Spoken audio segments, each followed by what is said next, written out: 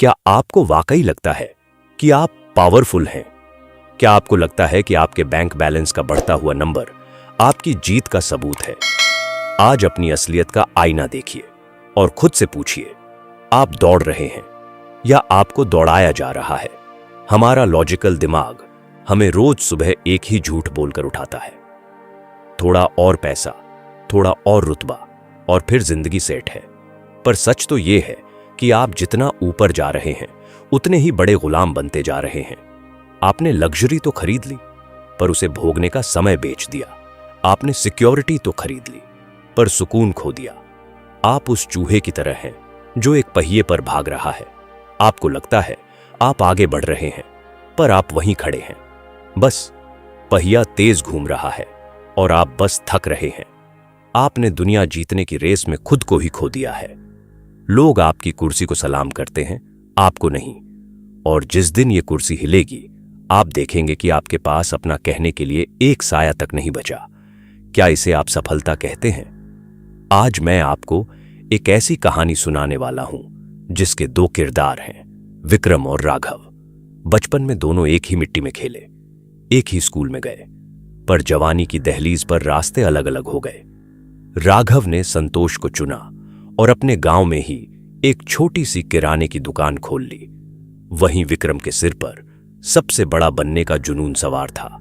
उसने अपने रिश्तों, अपनी जड़ों और अपनी शांति को पीछे छोड़ दिया और शहर की अंधी दौड़ में शामिल हो गया।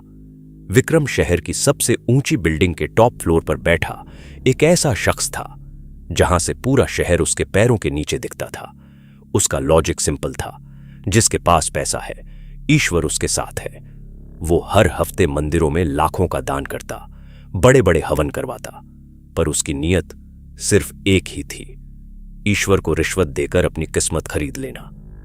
लेकिन एक शाम जब वो अपने फोन की कॉन्टैक्ट लिस्ट स्क्रॉल कर रहा था तो उसे एहसास हुआ कि अगर आज उसे रोना पड़े तो वो किसे कॉल करेगा।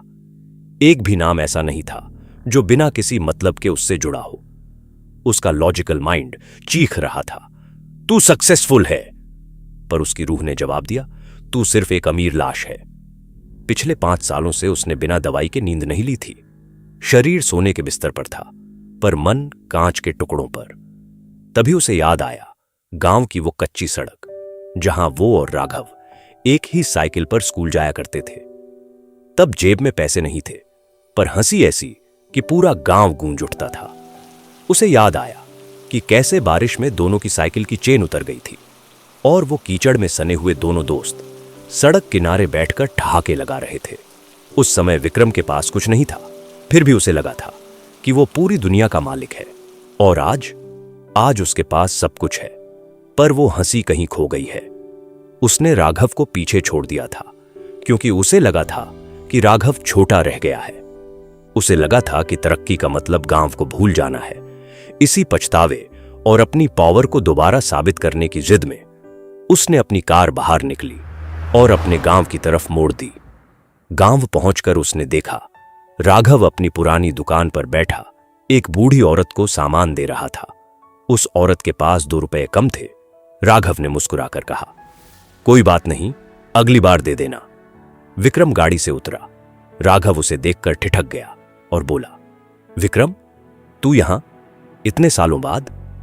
विक्रम ने उसकी पुरानी दुकान को हिकारत से देखा और ठंडी हंसी के साथ बोला, हां यार, और तू आज भी इसी छोटी सी दुकान पर बैठा है?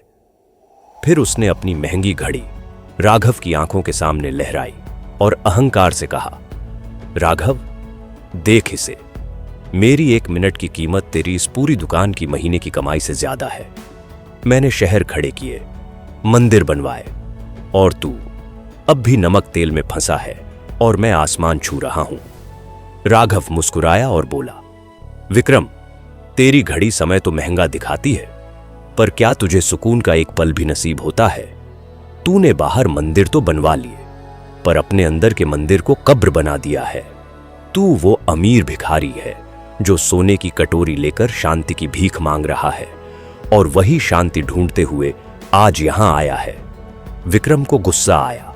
उसने कहा, मेरे बच्चे विदेश में पढ़ते हैं, ग्लोबल लीडर्स बन रहे हैं, वो मेरा साम्राज्य संभालेंगे।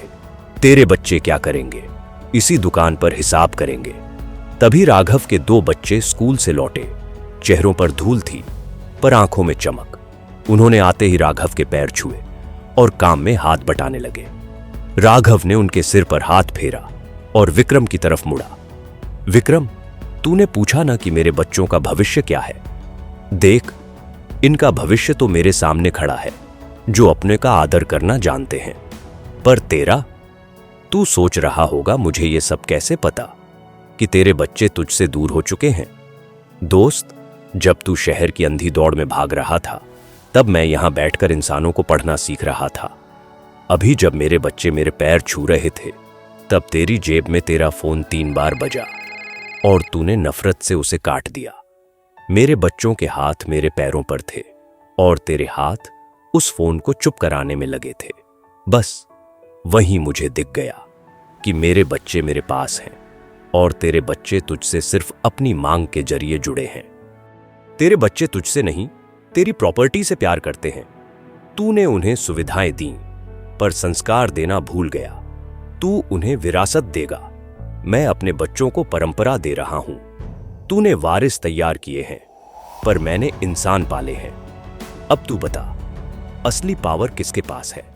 उसके पास जिसे डर है कि उसके बच्चे वसीयत के लिए उसे मार देंगे, या उसके पास जिसके बच्चे उसकी मुस्कुराहट के लिए जान देने को तैयार हैं?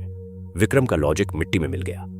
उसने महसूस किया कि वो जिसे गरीबी समझकर भाग गया था, वही असली अमीरी थी। राघव के पास समय था और विक्रम के पास सिर्फ डेडलाइंस। अध्यात्म का सबसे बड़ा सच यही है, पावर वो नहीं जो दूसरों को गुलाम बना ले, पावर वो है जो आपको खुद के अहंकार से आजाद कर दे। विक्रम ने अपनी करोड़ों की गाड़ी को देखा। अब वो उसे सिर्फ लोहे का टुकड़ा लग रही थी। अमीर वो नहीं जो सब कुछ तिजोरी में बंद कर ले, अमीर वो है जो खाली हाथ भी दुनिया का मालिक महसूस करे। अक्सर लोग यह मान लेते हैं कि आध्यात्म का मतलब गरीबी है, पर यह सच नहीं है। पैसा कमाना गलत नहीं है और न ही सफलता की ऊंचाइयों को छूना पाप है। पैसा आपके जीवन को सुविधा दे सकता है, लेकिन वह आपको सुकून की गारंटी नहीं दे सकता।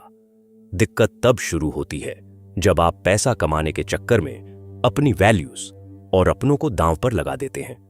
असली चुनौती सफलता पाना नहीं है, बल्कि उस सफलता को बैलेंस करना है, ताकि जिस दिन आपके पास वो ऊंचा मुकाम हो, उस दिन उसे साथ भोगने के लिए आपके पास आपका परिवार भी हो। इसीलिए ये उनके साथ समय बिताए। अपने बच्चों को एक बेहतर इंसान बनने में उनकी मदद करें। उन्हें सही और गलत की पहचान करवाना सिखाएं। ये आपका फर्ज है। वरना क्या फायदा उस बैंक बैलेंस का जिसे आप सिर्फ अपनी बीमारियों और अकेलेपन के इलाज में खर्च कर दें। पैसा कमाइए ताकि आप अपनी जिंदगी संवार सकें, इसीलिए नहीं कि आप अपनी ही रूह के सौदागर बन जाएं। आज इस कहानी को सुनने के बाद क्या आपकी रूह ने भी आपसे कुछ कहा? अगर आप भी इस दिखावे की दुनिया से जाग चुके हैं तो कमेंट में सत्य लिखें। देखते हैं कितने लोग आज इस कड़वे सच का सामना करने का साहस रखते हैं। अगर आपको यह वीडियो पसंद आया है तो इसे लाइक करें, शेयर करें और हमारे चैनल को सब्सक्राइब करना न भूलें। मिलते हैं अगले वीडियो में।